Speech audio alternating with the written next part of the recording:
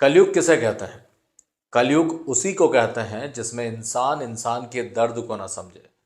सुना था कि सतयुग में इंसान इंसान के दर्द को समझता था, लेकिन कलयुग में यह देखने को भी मुझे मिल गया कि सच में इंसान इंसान के दर्द को समझना ही नहीं चाहता है।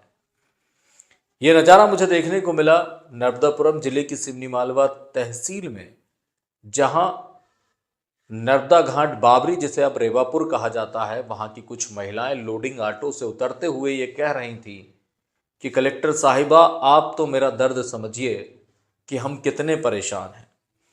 अब आप सोच रहे होंगे कि इसमें कलेक्टर साहिबा क्या करें, तो मैं आपको बता दूं कि ये जो महिलाएं आप स्क्रीन पर देख रही हैं, ये मांग लेकर आई हैं कि नर्मदा नदी के किनारे हमारा गांव है, जिसे पहले बाबरी कहा जाता था और अब उसे रेवापुर कहा जाता है।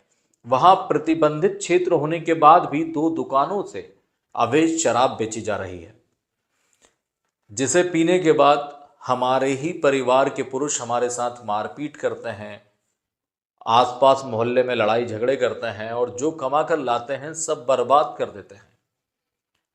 उनका सिर्फ इतना कहना है कि नर्मदापुरम जिले की कलेक्टर महिला है, जिनका नाम सोनिया मीना है, और सिवनी मालवा तहसील की मुखिया एसडीएम सरोज परिहार हैं। ये दोनों महिलाएं होने के बाद भी हमारा दर्द क्यों नहीं समझ पा रही हैं। उनका सिर्फ इतना सा कहना है कि आप गांव में जो अवैध शराब की दुकान खुली हैं उन्हें बंद करा दीजिए।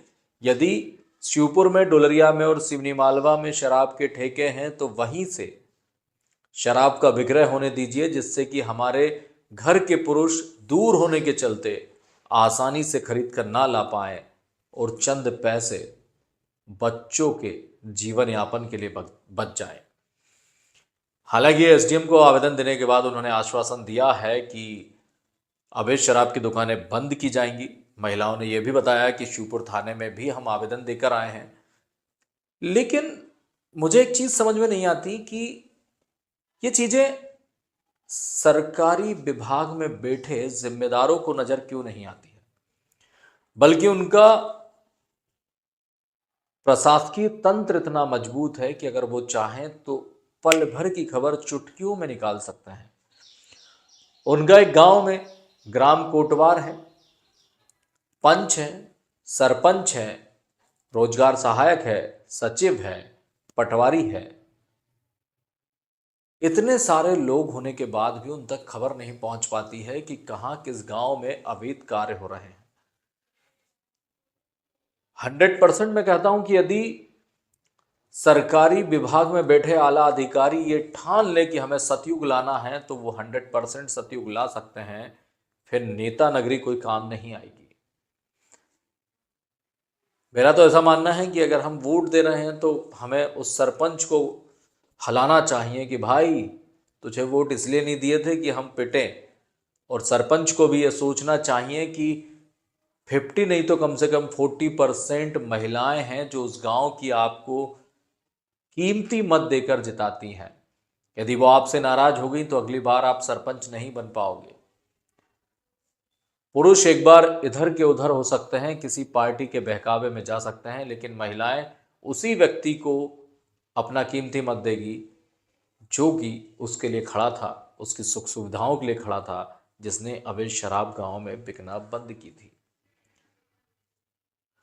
मुझे ये समझ में नहीं आता है कि आखिर गांव में 100 परिवार के लोग उन 2 परिवार के लोगों से क्यों डरते हैं, उनकी शिकायत करने से क्यों डरते हैं, जो 98 परिवारों को बर्बाद कर देती है, उन्हें कर्जदार बना देती है, उनके बच्चों की पढ़ाई तक छूटने की नौबत आ जाती है। उम्मीद है कि जिले की आला अधिकारी साहिबा सोनिया मीना जी और तहसील की आला अधिकारी सरोज परिहार जी इन महिलाओं के दर्द को समझेंगी और उस गांव के साथ साथ जितने भी गांव में अवैध शराब का विक्रय किया जाता है उन सभी को बंद कराने की पूरी कोशिश करेंगी। मिलते हैं जल्द ही नेक्स्ट वीडियो में, तब तक के लिए जय श्री राम।